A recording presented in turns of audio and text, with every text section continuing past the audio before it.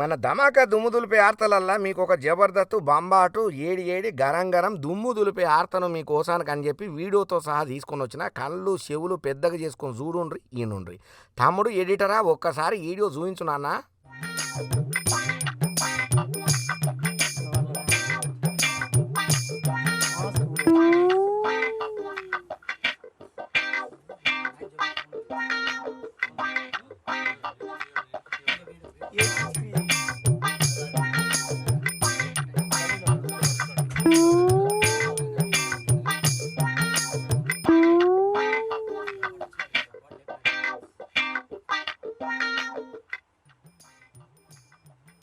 చూస్తున్నదా ఒక బండి వస్తున్నది నిమ్మతంగా.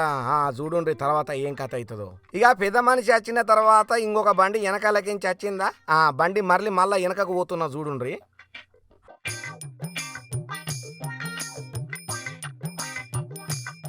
ఆగో పాపం అన్న పోతుంటేనే బండి జారినట్టు అయింది. ఏమో ఒరిగిపోతున్నది కదా బండి. అర్రే అన్న జరపోయి కాపాడవే, పోవే హెల్ప్ చేయవే అని అట్లా బండి కింద పడుతున్న అన్నను చూసి పాపం పరిచయం అయిపోయి తమ్మునికి ఏం పానగండం వచ్చిందో, బండి స్కిడ్ అయ్యి కింద పడతాడో, ఏడ మోకాలు చెప్పులు వగులుతాయని చెప్పి ఈ లుంగి కట్టుకున్న అన్న దగ్గరికి పోయి బండి లేప చూసిండయ్యా. ఇక ఇట్లా ఈ పెద్ద మనిషి జర్ర బండిని ఇట్లా లేపుతుంటేనే ఆ తమ్మం కాడ గోతి కాడ నక్క లెక్క ఒక మనిషి కనబడుతున్నాడు కదా. తమ్ముడు ఒకసారి ఆయనను మంచిగా చూయించు తమ్ముడు, స్లో మోషన్లా. ఎట్లు ఊరుకొచ్చిండు. ఊరుకొచ్చి ఈయన కూడా కింద పడుతున్న బండిని సాయం చేస్తున్నట్టుగా పైకి లేప చూసిండు. సరే మొత్తానికి అందరు కలిసి బండిని పైకి లేపిండ్రు. సరే ఆ మధ్యలో తమ్మం కాడికి వచ్చిన మనిషి కూడా బండి ఎక్కి ఏం దోస్తానో ఏం చూపుతావో కానీ మొత్తానికైతే ఇద్దరు కలిసి తుర్రుమని పోయినరు. పోయిన తర్వాత ఒక్కసారిగా ఈ పెద్ద మనిషికి ఏమైందో మీరే చూడండి. తమ్ముడు జర్ర స్లోగా చూపెట్టున్నా వీడియో ఈ లుంగి అన్నది.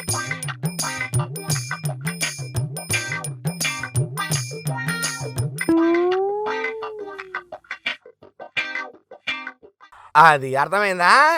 జర్ర లుంగి అన్న బండిని సవరించి పంపించిన తర్వాత జేబులు తడుముకొని చూసేసరికి పైన ఉన్నటువంటి జేబుల ఫోను గ్యాప్ అయిపోయింది. ఇక ఎత్కవేంది ఎవడో కాదు, మధ్యలో తమ్మంకాడ గోతికాడ నక్కలెక్క ఉన్నాడని చెప్పినా కదా, వాడే వచ్చి ఫోను బండి లేపుతున్నట్టు లేపి ఆయన జేబులకించి ఫోనును గ్యాప్ చేసిండట. ఇక దొంగతనాలల్లో అడ్డమైన బట్టెబాజిగాన్లు రకరకాల దొంగతనాలతో ఎప్పటికప్పుడు ట్రిక్కులను కొత్తగా ఎరేటిగా ఫాలో అవుతుంటారు కదా. ఇక ఇప్పుడు కూడా ఇది ఒక కొత్త రకం దొంగతనం. అందుకనే ఎవడన్నా బండి జారి కింద పడబోతుంటే అయ్యో పాపమని మనం పోయినామనంటే మన జేబులకు లూటేవాడు కాదు, మన తాన మొత్తం సొమ్మును మొత్తం కాజేయి చూస్తారు ఇటువంటి బట్టే బాజి దొంగ నా కొడుకులు.